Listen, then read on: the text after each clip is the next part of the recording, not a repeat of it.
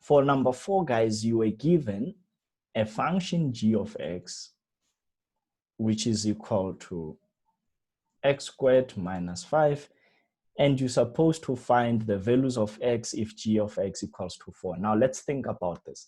They say g of x equals to 4. In other words, people, this thing here is equal to 4. But you also know that this thing here is x squared minus 5. So you are solving for x in this equation. And you can see this is clearly a quadratic equation. As a matter of fact, it's a very simple quadratic equation. You can say minus 5 minus 4, 0. And this is what? X squared, right? Minus 9. Now you can see why I did not take this to the other side, because what happens is that you guys were going to have x squared equals to 9. Then you say, well, x equals to 3. But you fail to realize actually there's another solution of minus 3. So it's best to do this, because now you can see you've got to factorize this. It's a difference of 2 squares. So therefore, x is 3 or x is negative 3. That's what it is. That's how it should be. Finally, I'll just take the last one here.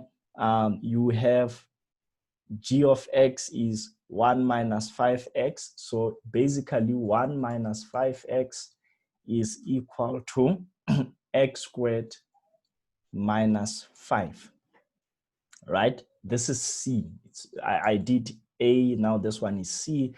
And then, so obviously again, here you're gonna group like terms. So I'm gonna take everything to the right-hand side. Doesn't matter, you could have taken to the left-hand side, but I don't want the coefficient of x to be minus 1. So that's why I do it like that, -1 rather.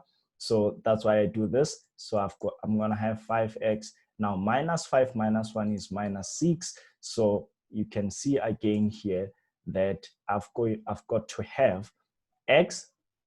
Now 6 and 1 will give me my solution here. So this should be minus 1. So x is 6, not 6 minus 6, or x is 1. That's about it.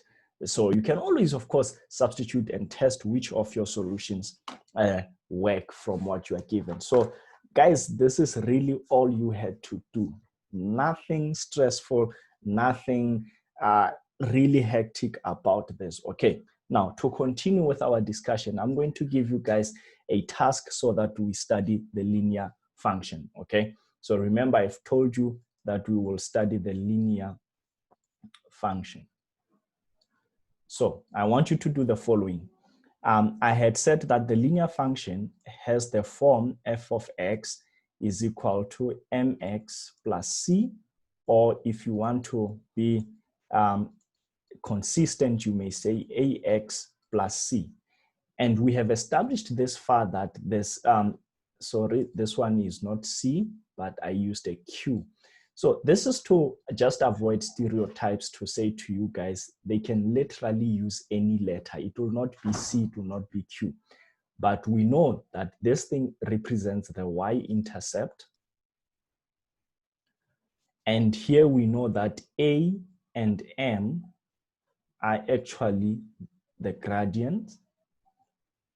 Okay. So what I want you guys to do is, I want you to draw up a table. So you're gonna set up a table and you're going to draw the following functions. The first function that you're going to sketch is the function y equals to x.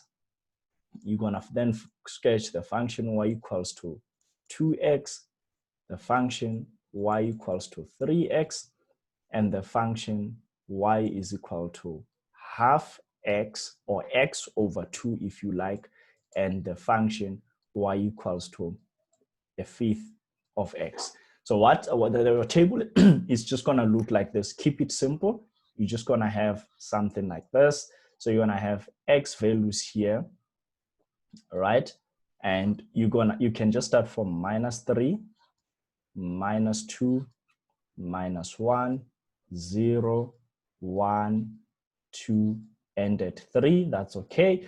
Then here you're gonna of course, you're gonna start with function 1 here, which is y equals to x. So you're going to substitute the value of x, function 2 here, y is 2x. The third function here, y is 3x. And then here, y is half x. And here, y is a fifth x. So you're going to create a table like this. After doing this, guys, you're going to plot this on the Cartesian plane on the same set of x's. You don't have to have many Cartesian planes. You're just going to do this on the same Cartesian plane. Okay, so for now, just go for it. Do that, please. And then once you have done that for me, and then we will talk. Okay, cheers, guys.